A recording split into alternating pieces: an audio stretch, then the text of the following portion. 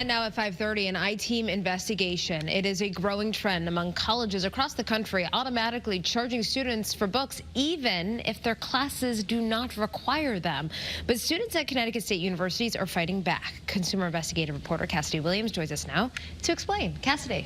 Well, college students often find ways to save money buying books, whether it's buying them used, borrowing from a friend, or finding PDFs online. But more than 150 campus stores across the country now automatically charge students for textbooks. Hundreds of students in Connecticut are saying they are not interested. Go on a college campus these days and you don't see many physical books, and ask students at Eastern Connecticut State University how much they spend on books. I spent no money on books this semester. I got them all online. Honestly, I did get my books online for free. I usually spend probably $30 on average. None of the students we talked to buy books at the university bookstore, and soon they could be signed up for a program to get books there automatically. Two sources within the Connecticut State Colleges and Universities system confirmed to the I-Team that this contract was sent to administrators. It's a proposed deal between CSCU and Barnes & Noble. We requested the contract from the CSCU office to confirm the document, but we were told they would only release information after a contract is signed. Our sources gave the I-Team the document because they feel it should be public. It would impact students at the 4 universities in the system, as well as Charter Oak State College. If it's signed, students would be automatically charged $18.75 per credit hour to receive a book bundle at the start of each semester with all required materials. It would cost an average student taking 15 credits $281.25. Have you ever spent close to $300? Definitely not. When political science major Jennifer Crowell found out about the plan, she started a petition. It's called Say No to Automatic Textbook Billing. I think it's a sneaky way for the school and the system just to, add another cost for students when tuition is already going up, when education is already so expensive. As part of the contract, CSCU gets 10% of all sales related to the book bundle, and the system gets a $550,000 unrestricted donation from Barnes & Noble.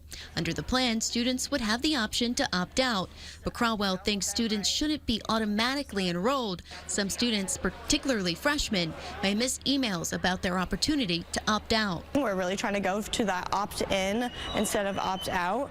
This type of agreement is what Barnes & Noble calls its First Day Complete program. A press release from June 2023 says 157 campus stores across the country already participate.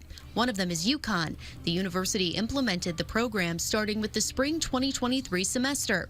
UConn calls it the Husky Book Bundle. The I-Team requested a copy of UConn's contract with Barnes & Noble. Here are the key points. UConn students are automatically charged a flat $285 fee for the bundle per semester. Students have until the 10th day of classes to opt out, and UConn received a $250,000 one-time payment for signing up for the program. They did make sure to get the word out. Whether students actually paid attention to that is a whole nother question. Sophomore Dan Stark is an associate opinion editor for the university newspaper, The Daily Campus. The editorial board wrote a critical opinion piece before the program launched in December 2022. The board wrote it remains wary about the transparency, as the board worried students would miss the opt-out deadline. But Stark says his own opinion has changed with time. I used to be very against the book bundle, but now, seeing more people and how it benefits them and kind of how easy it is to opt out, I'm basically fine with the bundle. The I-Team requested data from UConn about participation in the Husky Book Bundle. In spring 2023, more than 70% of students opted out. In fall 2023, just under 50% opted out. Data for this semester was not yet available. UConn says all money made from its contract with Barnes & Noble goes to support financial aid for UConn students. As for CSCU, a spokesperson says the money generated would be split between the participating schools to be used at their discretion. In a statement, CSCU says the program will generate significant savings for students, and CSCU will ensure the opt-out process is clear. But Crowell has questions over how exactly the program would be implemented. How is the system office going to be pushing this out, making sure students are aware that this is happening? Those questions may only be answered if the contract is signed, but Crowell hopes this chapter ends without a deal. Sources tell us the CSCU contract is expected to be voted on at the Board of Regents meeting next Thursday. The agenda for that meeting is not yet available. The petition against the plan currently has 882 signatures. We have CSCU's full statement on the WFSB app.